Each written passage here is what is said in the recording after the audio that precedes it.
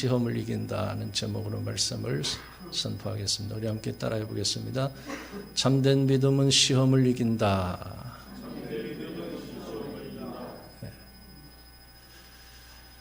우리 신앙생활에 가장 큰 걸림돌이 있습니다. 그것은 헬라어로 페이라스모스, 시험 또는 유혹입니다. 사탄이 신앙생활을 못하도록 여러 가지 시험을 하기 시작합니다. 사탄은 인류의 조상 아담과 하와를 시험에 넘어뜨린 이래 지금까지 시험하는 일을 멈추지 않고 있습니다. 사탄은 지금까지 단 한 번도 시험하는 일을 쉬지 않고 행하고 있습니다. 그것이 바로 우리에게 시험과 유혹이 존재하고 있는 이유인 것입니다. 실제로 크고 작은 시험에 걸려서 시험을 이기지 못해서 교회를 떠나는 사람들이 있습니다. 또한 사탄의 유혹을 떨쳐버리지 못해 평생 방황하며 믿음이 성장하지 않는 사람들도 있어요. 사탄의 시험과 유혹이 얼마나 집요하고 교묘한지 모릅니다. 전에 알코올 중독자인 주부가 우리 산돌교회에 나오기 시작했어요. 알코올 중독자가 교회에 와서 은혜를 받고 우울증을 치료받는 체험을 했으니 그 일이 얼마나 기쁜 일입니까? 그런데 그 다음 주간에 남편이 술을 먹고 운전하다가 전봇대를 들이받고 병원에 입원하게 되었습니다.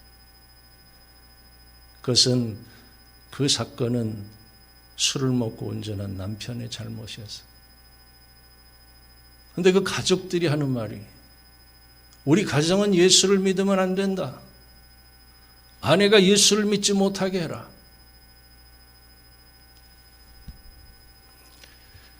마치 아내가 예수를 믿기 시작해서 사고가 난 것처럼 난리를 쳤습니다.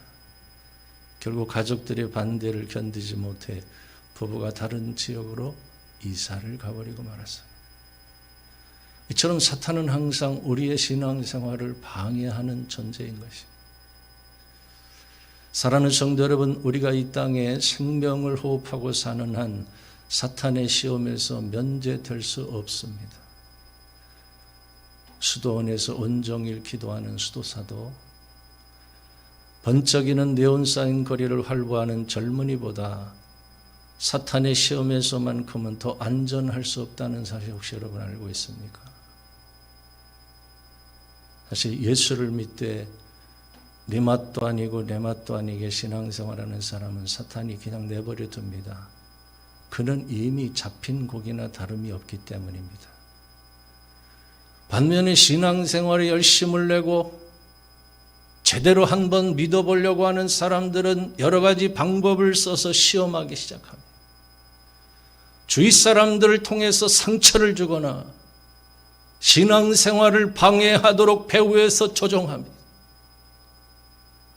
앞에서 언급한 대로 가족들이 반대하거나 예배 시간을 지키지 못하도록 회방합니다. 이제부터 신앙생활을 열심히 해보겠다는 믿음의 결단을 무너뜨립니다. 이 모든 것들이 사탄의 시험인 것입니다. 성경에 보는 믿음의 사람 다니엘에게 어느 날 큰 시험이 찾아왔습니다. 다니엘이 하루에 3번씩 무릎을 꿇고 기도한다는 것을 알고 그를 시기한 바벨론의 고관들이 다리오 왕을 설득하여 한 가지 금령을 내리게 했는데 그것이 무엇인 줄 아십니까? 지금부터 30일 동안 왕 외에 어떤 신에게나 사람에게 무엇을 구하면 그 사람은 사자굴에 던져 넣기로 한 것이.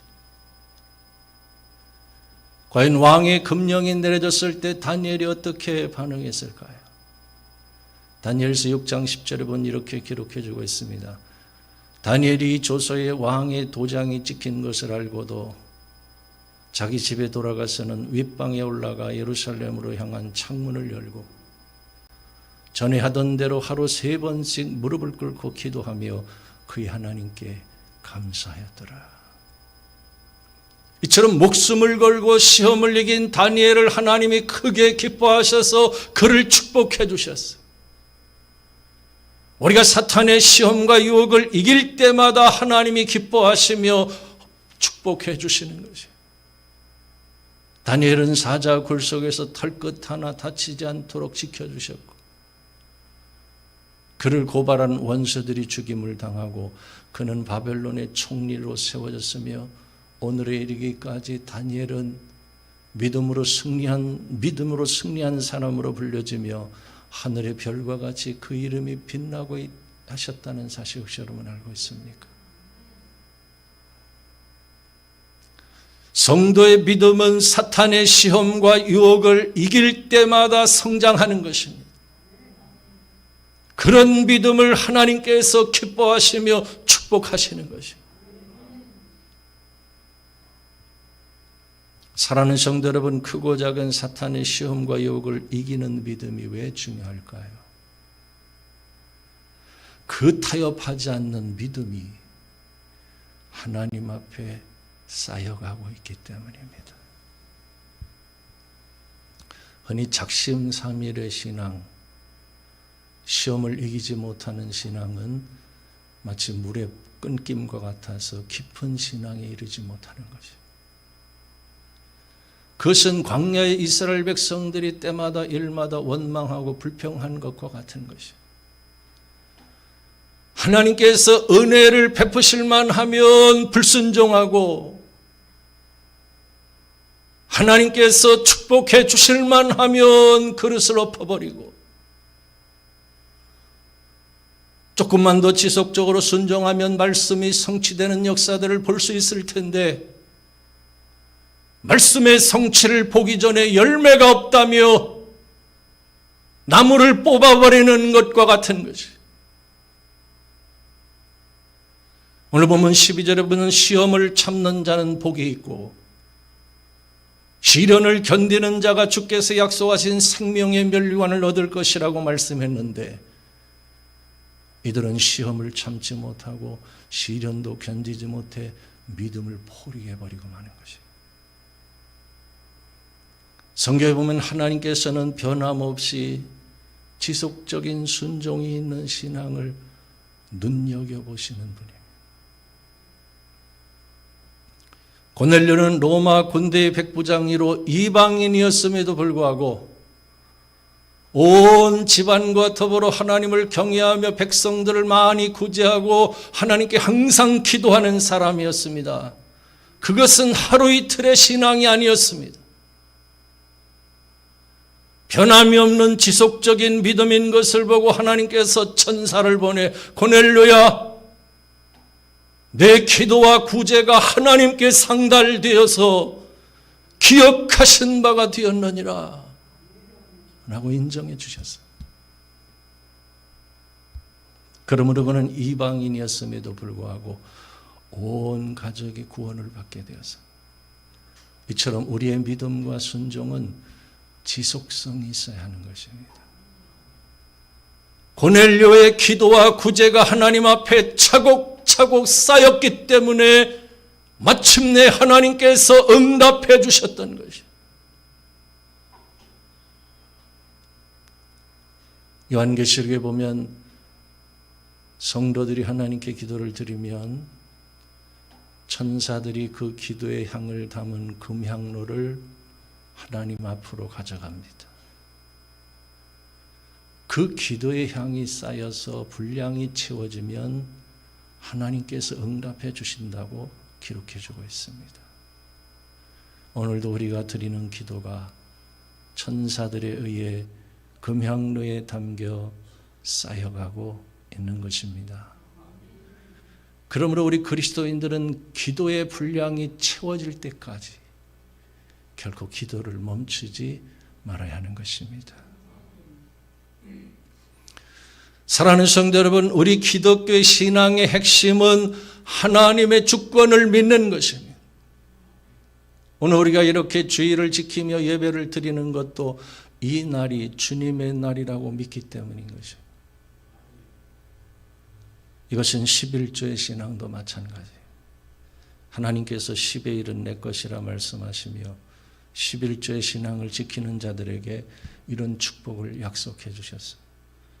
말라기 3장 11절에 보면 내가 너희를 위하여 메뚜기를 금하여 너희 토지 소산을 먹어 없애지 못하게 하여 너희 밭의 포도나무가 열매가 기한 전에 떨어지지 않게 하리니 너희 땅이 아름다워짐으로 모든 이방인들이 너희를 복되다 하리라. 쉽게 말하면 물질이 새어나가지 않도록 하나님께서 친히 지켜주시고 무슨 일이든지 열매가 기한 전에 떨어지지 않도록 지켜주심으로 모든 사람들이 저들은 하나님께 복을 받은 자들이라고 인정하며 부러워할 것이라는 약속입니다. 그렇습니다. 오늘 우리가 하나님 앞에서 주의를 지키며 성수하는 것과 내 소유는 다 하나님의 것입니다라는 믿음으로 11조를 드리는 것이 하나님 앞에 순종의 믿음으로 차곡차곡 쌓여져 가고 있다는 것을 우리는 기억해야 합니다. 하나님께서 그 순종의 믿음을 눈여겨보고 계신다는 것입니다. 그래야 그 순종하는 믿음의 분량이 채워지면 하나님께서 인정하시며 복을 주신다는 것입니다. 이것은 내 말이 아니라 하나님께서 친히 성경에 약속하신 말씀인 것입니다. 할렐루야. 그렇습니다. 고넬료처럼 항상 기도하며 하나님을 경외하는 신앙, 하나님의 주권을 인정하는 주일 성수와 11조의 신앙, 이런 신앙이 중요하기 때문에 사탄은 집요하게 순종하지 못하도록 시험하고 있는 것입니다. 예전에 어떤 집사님이 술을 끊고 40일 작정 새벽 기도에 참석하겠다고 결심을 했어요. 근데 그날부터 내가 술을 사겠다는 사람들이 전화를 걸어오고 심지어 회사 앞에까지 와서 기다리고 있더라는 것이. 그것이 바로 사탄의 시험인 것입니다. 오늘 설교를 듣는 여러분 모두가 사탄의 시험과 유혹을 이김으로 믿음이 성장하여 하나님을 기쁘시게 하는 성도들이 되실 수 있기를 주님의 이름으로 축원합니다. 두 번째, 시험을 참는 자가 복이 있다고 말씀합니다. 우리 함께 본문 12절 말씀을 다 같이 한번 한 목소리 읽겠습니다. 다 같이 시작. 시험을 참는 자는 복이 있도다. 이것에 옳다 인정하심을 받은 후에 주께서 자기를 사랑하는 자들에게 약속하신 생명의 면류관을 얻을 것임이니라. 아멘. 오늘을 살아가는 현대인들에게 가장 취약한 것 중에 하나가 바로 참지 못한다는 것이에요. 큰일이 아닌데도 갑자기 버럭하고 화를 내는 사람들이 얼마나 많은지 모릅니다. 특별히 가족이나 교인이나 회사 동료 중에 이런 사람이 있으면 그 주변 사람들이 받는 스트레스가 이만저만이 아닙니다. 정말 고통스럽습니다. 어찌하여 화를 참지 못하고 쉽게 분노하는 것일까요? 정신건강의학과에서는 단순한 성격의 문제가 아니라 일종의 현대인의 병으로 간헐성 폭발 장애 또는 분노 조절 장애로 치료가 필요하다고 말하고 있습니다. 실제로 주 2회 이상 폭언을 하거나 분노를 폭발하면 그것은 10중8구 질병이라는 것이죠. 그렇다면 왜 이런 정신적인 병이 생기는 것일까요? 그것은 장기간 스트레스에 노출되거나 한꺼번에 큰 스트레스를 받는 경우에 발병하게 된다는 것이죠. 사랑하는 성도 여러분, 이런 정신적인 병은 혈압이나 당뇨병과 똑같은 것이에요. 그것이 정신병자이거나 귀신 들린 것이 아니기 때문에 병원에 가서 진단을 받고 혈압약을 먹듯이 감정을 조절할 수 있는 약을 처방받아서 먹으면 되는 것입니다. 그리고 자기만의 분노하는 신호를 알아야 합니다. 갑자기 얼굴이 붉어지거나 가슴이 두근거리거나 목소리가 떨리는 등 자신만의 분노 신호가 나타날 때 머릿속으로 숫자를 세면 이성에 관여하는 좌뇌를 쓰게 되어 감정이 저하게 된다는 것이죠. 또한 아무리 강한 분노도 15분 이상 지속되지 않기 때문에 휴대전화 화면이나 책상 위에 눈에 잘 띄는 곳에 폭발하지 말자, 분노하지 말자 라는 문구를 써놓는 것만으로도 큰 도움을 받을 수 있다고 전문가들은 조언해주고 있습니다. 그리고 가장 중요한 것은 평소에 하나님 앞에 분노의 문제를 놓고 기도하며 성령의 능력을 힘입어 자신의 감정을 통제하며 다스릴 수 있어야 하는 것입니다. 성경에 보면 모세는 성격이 불같은 사람이었습니다. 그는 분노 조절 장애가 있는 사람이었습니다. 그는 자신의 동족인 히브리인들을 구원하려다가 그 사실을 폭로한 사람을 그 자리에서 쳐서 죽인 살인자였습니다. 그런데 그런 모세가 하나님께 부르심을 받고 어떤 사람으로 변화되었는지 여러분 알고 있습니까? 민수기 12장 3절에 보면 이 사람 모세는 온유함이 지면의 모든 사람보다 더하더라. 이유가 무엇일까요? 그는 약 200만 명의 이스라엘 백성들을 인도하는 영적인 지도자로서 항상 시험을 참는 훈련을 쌓았기 때문이었어요. 성경은 모세는 이스라엘 백성들이 불평하고 원망할 때마다 그들을 상대로 싸우지 않고 겸손히 하나님 앞에 무릎을 꿇었다고 말씀하고 있어요. 그런 모세에게 하나님께서 시험을 참을 수 있는 능력을 주심으로 지면의 모든 사람보다도 온유한 사람으로 놀랍게 변화시켜 주셨던 것입니다. 여러분, 이처럼 시험을 참는 자는 복이 있는 것입니다. 하나님께서 시험을 참는 자에게 생명의 면류관을 얻게 하시는 것입니다. 여러분, 과연 요셉같이 어느 날 형들이 나를 죽이려고 하다가 노예로 팔아버렸다면 여러분 어떻게 반응하시겠습니까? 요셉은 형들에 의해 노예로 팔려가서 죽도록 고생하며 살았습니다. 10수년간 바로의 시위대장 보디발의 집에서 노예로 살다가 강간범으로 누명을 쓰고 하루아침에 죄수가 되어 감옥에 갇혀서 살았어요.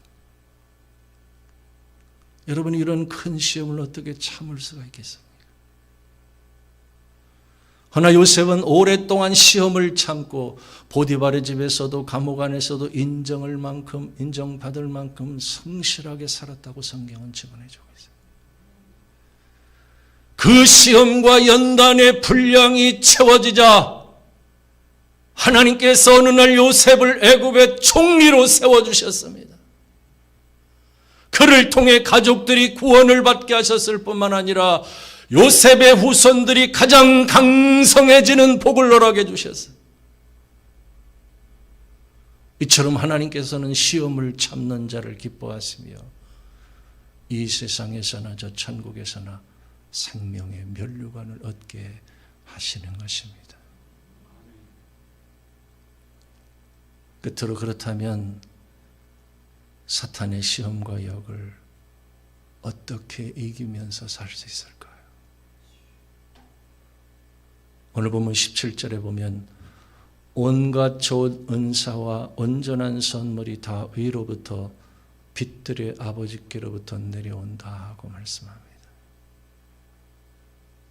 다시 말해 사탄의 시험과 유혹을 이기기 위해서는 하나님이 주신 좋은 것들 안에 거해야 된다는 것이에요. 여러분, 하나님께서 우리에게 주신 좋은 은사와 온전한 선물들이 무엇입니까? 1. 그것은 말씀과 구원의 기쁨과 거룩함과 교회와 사역과 사명 같은 것들이. 시험을 이기는 방법은 시험과 맞서 싸우기보다는 하나님이 주신 그 좋은 선물들 안에 거해야 된다는 것입니다.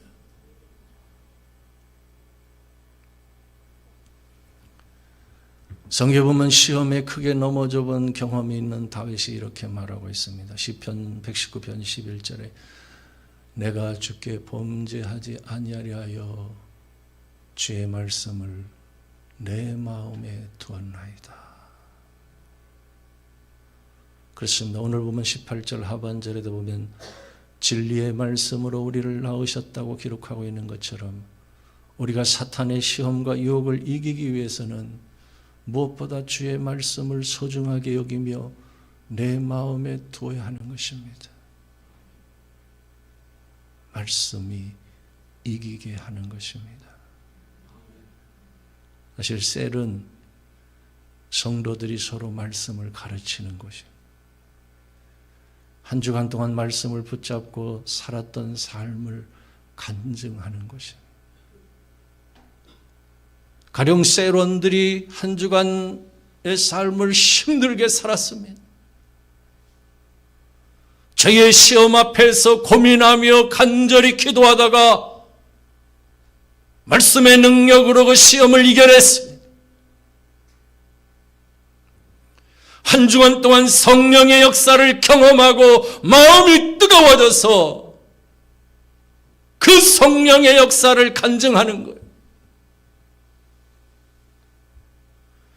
바로 이런 셀원들의 생생한 간증은 강단에서 선포하는 말씀보다 더 큰 능력으로 셀원들의 마음속에 불꽃처럼 임할 수 있다는 사실을 혹시 여러분 알고 있습니까? 그것이 바로 진정한 셀인 것입니다.